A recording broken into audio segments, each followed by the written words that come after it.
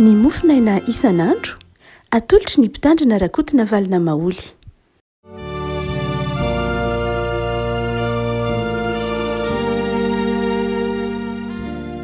Fanomerahaba tsika rehetra rehefa malalatra trety talata fahafito ambin'ny folo ny volana novambra ity dia manona ny fiadanan'ny tompony sy ny fifaliany ary ny famindram-pony amintsika mianakavy. Ny salamo fahavalo amby zato no mofinainantsika ny riavako salamo fahavalo amby zato ny andininy voalohany ka hatramin'ny andininy fahatelo ambin'ny folo. Fakitsika minanan'i Jesosy zany mofinaina izany riavako. Andriamanitro tafatoetra ny foko, ny fanahiko no hira sy ankalaza, mifoaza ry valisy-lokanga, ifo maraina koa. Hiderona eny amin'ny firenena maro Jehovah ary ankalazana eny amin'ny jentilisa fa lehibe mihoatra ny lanitra ny famindramponao ary mipaka eny amin'ny rahona ny fahamarinanao. Misandratany ambony lanitra ianao Andriamanitro ary oaka hoe ty ambonin'ny tany rehetra ny voninahitro. Mba afaka ny malalanao, fitevonjeo amin'ny tananao ankavananao kavalio. Andriamanitra ny teny tamin'ny fahamasinany hoe ifaly aho ka izara any Sekema ary lohasan Sokota ho refesiko. Ay Gileada, ay Manase ary aron lohako Efraima te himpanjakako Joda. Tavindranoko fanasany Moaba, Edoma no anipazako ny kapako no ny amin'ny Filisty no iobiko. Iza nitondra ho any an-tanàna mafy, iza nitarika ho any amin'ny Edoma, tsy anao va no efa nanary anay Andriamanitro, sady tsy mivoaka miaraka amin'ny miaramila anay Andriamanitro.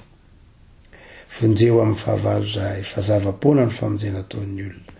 Andriamanitra no ahirizantsika, fa izy no anitsakitsaka ny fahavalontsika. Ray maso anao manamasinana amin'ny fahamarinana, miteninao ny fahamarinana. Amen. Ny andininy voalohany riavako malala no entina mampahirenao, salamo fahavalo amby zato andininy voalohany. Andriamanitro tafatoetra ny foko, ny fanahiko no hira sy ankalaza. Andriamanitro tafatoetra ny foko, ny fanahiko no hira sy ankalaza. Salamo nataon'i Davida riavana ity salamo zay eto ampelantanantsika ity. Salamo zay raha fitinina dia salamo mitory fifaliana sy fanantenana amin'Andriamanitra. Salamo zay fifaliana ao anatin'ny fieritreretana fa na eo ara ny fahavalo, na eo ara ny herisetra maro isan-karazany zay mety lalovana dia faly mandrakariva amin'ny tompo. Inona rehefa zany hoe fo tafatoetra amin'Andriamanitra. Ary nahoana ny mpanao salamo eto no miteny hoe tafatoetra ny foko. Ny fo riavako malala raha ambarany soratra masina na fitenin'i Davida ny teny hoe fo dia matetika ampiasaina mihitsy amin'ny salamo. Raha miteny hoe fo isika lay mba hoe teny hebreo dia tsy milaza lay tova zay mamoaka misitona ny rasy manaparitaka ny raha ihany iny eo.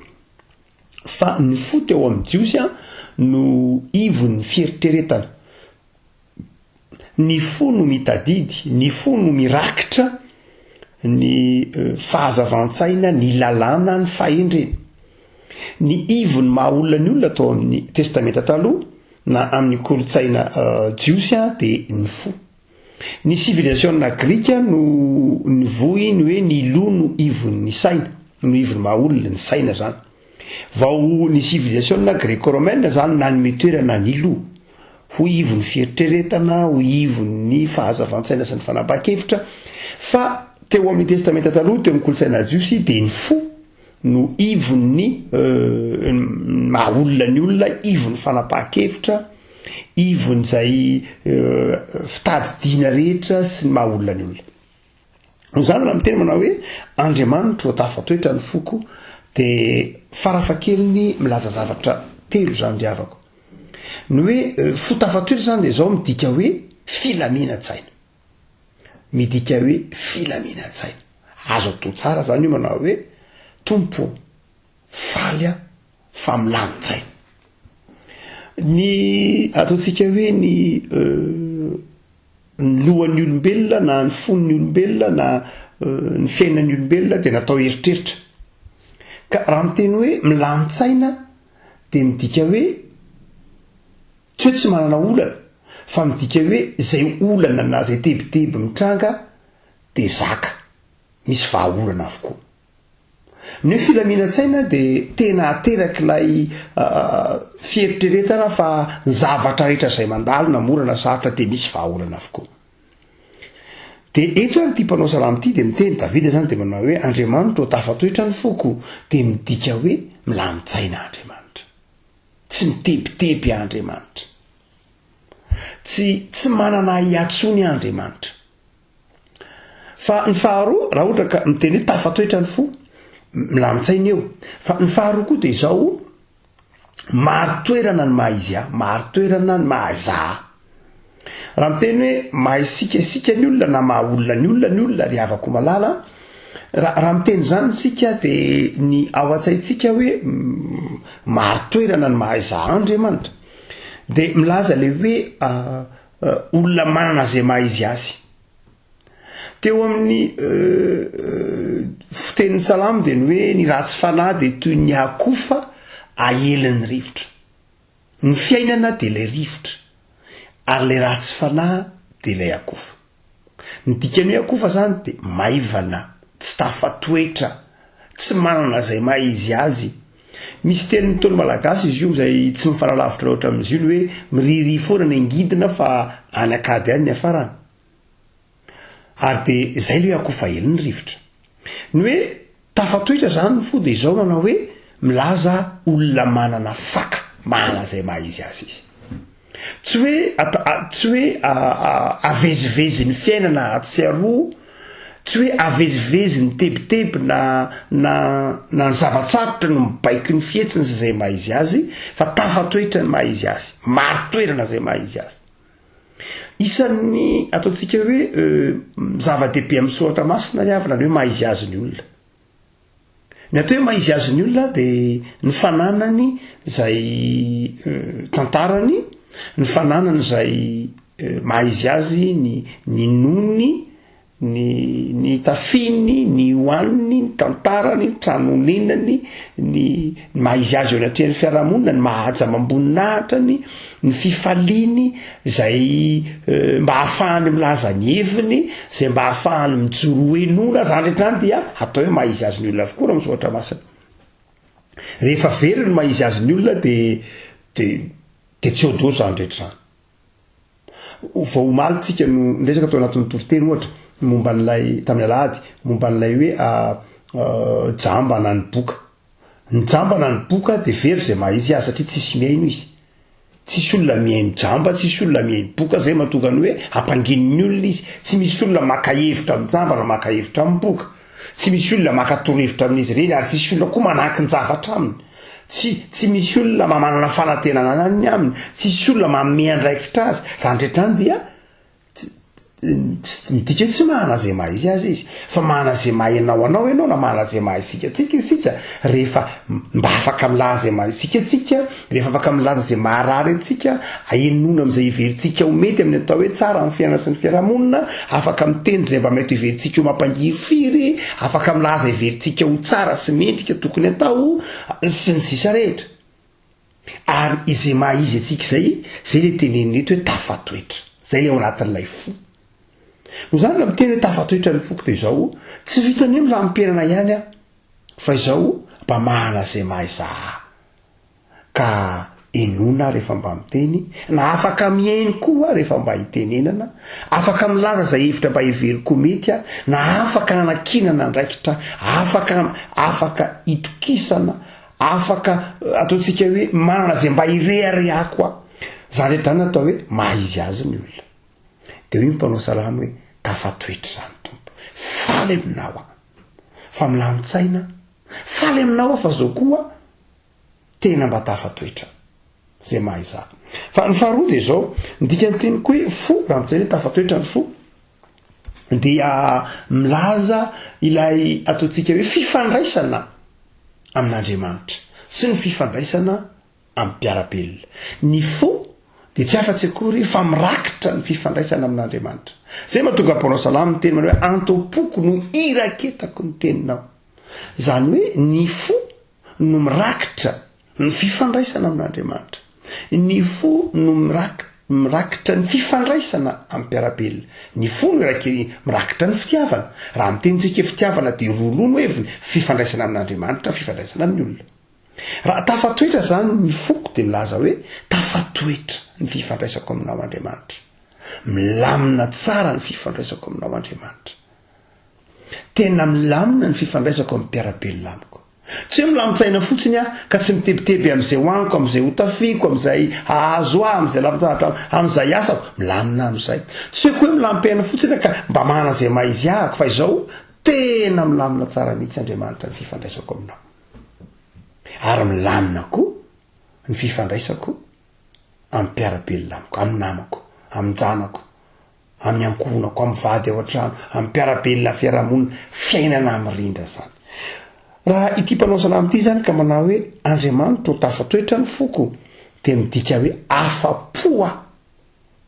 Andriamanitra olona afa-po zany amin'ny fiainana afa-po amin'ny fiainana ankehitriny no afaka miteny hoe tafatoetra ny foko Andriamanitra tsy hoe olona manana be dia be loatra tsy resaka materiel io tsy resaka ataontsika hoe fa tena hoe afa-po ny amin'ny fiainana iainana ankehitriny zany rehefa koa malala afaka miteny an'io teny io hoe tafatoetra ny foko Andriamanitra afaka miteny an'io teny io avokoa ny olona rehetra hoe milamitsaina Andriamanitra faly aminao fa mba manana izay mahay zaho hijoroako anivon'ny fiarahamonina tafatoetra ny foko tompo faly aminao faly amin'ny ankehitriny tompo satria endre ny fiainako isan'andro milamina ny fifandraisako aminao milamina ny fifandraisana mpiarabelona amiko fa zao rehefa koa malala inona no ataontsika hoe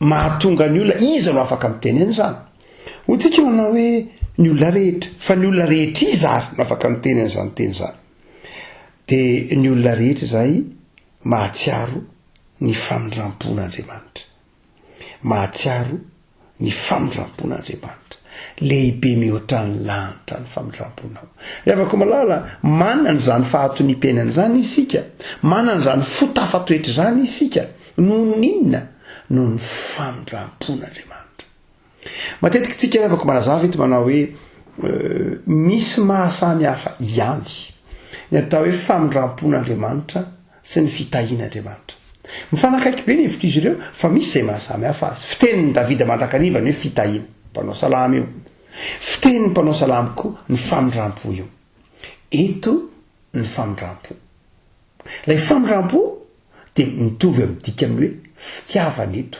mitovy dika amin'ny hoe fahasoavana eto raha miteny hoe fitahiantsika mirona kokoa any amin'ny lafiny materiel zay mirona kokoa any amin'ny lafin'le fiainana isan'andro zay fa raha miteny hoe famindrampo dia mirona kokoa amin'ilay ara-panahy zay mirona kokoa amin'ilay fifandraisana zay mirona kokoa amin'ilay fahasoavana mirona kokoa amin'ilay Andriamanitra zay zany rehefa koa malala eto zany dia iza ny olona manana zany fotafatoetra afaka mitebiteby zany dia ny olona miandrandra sy mahatsiaro ny famindrampon'Andriamanitra aza mieritreritra rehefa koa malala fa hoe manana filaminam-piainana ivelan'ny famindrampon'Andriamanitra tsy ry afaka malala tsy ry afaka malala ny mahatonga ny olona manana filaminam-piainana dia tena ao anatin'ny famindrampon'Andriamanitra rery any diso hevitra tsika raha ohatra ka hitady filaminam-piainana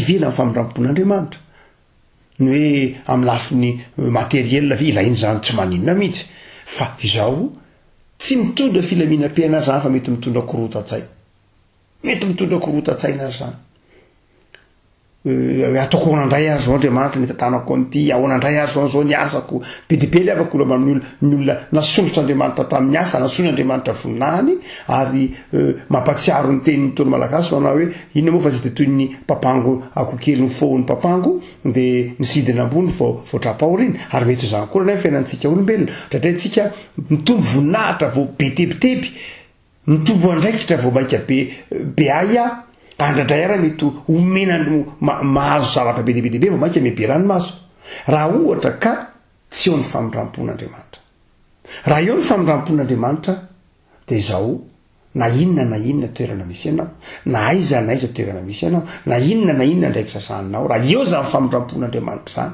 de tafatoetra ny fonao. Zay voalohany avako malala aokary iteny hoe tafatoetra ny fok'Andriamanitra noho ny famindramponao, tsy mitebiteby satria matoko ny famindramponao. Azoko antoka ny fifaliako ankehitriny noho ny famindramponao. Fa ny faharoa avako malala fantainantsika manao hoe iza no afaka miteny an'izany tafatoetra ny fo de ny olona mahatsiaro ary mitosaka eo amin'ny ny famindrampon'Andriamanitra. Fa ny fahatelo afaka malala zay magnaratsika zao mofinainy zao de zao: inona no endriky nisy ny fifalitsika, inona no endriky nisy olona fo tafatoetra. Ny fo ao anaty za zany zao tsy mitebiteby tso satria tafatoetra ny foko, za azoko antoka zay mahay za fary fa tsara fifandraisana sy fihavanana amin'Andriamanitra sy ny mpiara-belona miseho amin'ny endrikinina zany. De io teneniny mpanao salamo ihany hoy izy manao hoe mifoaza ary faly sy lokanga, mifanariko ny hira sy ankalaza. Ina dika zany re afaka malala zavatra roa nytika. Andininy fahafito ifaly ka izara sekiro. Zavatra roa re afaka malala de zao: ny fo tafatoetra de fo faly amin'Andriamanitra. Ny fo tafatoetra de fo faly amin'Andriamanitra.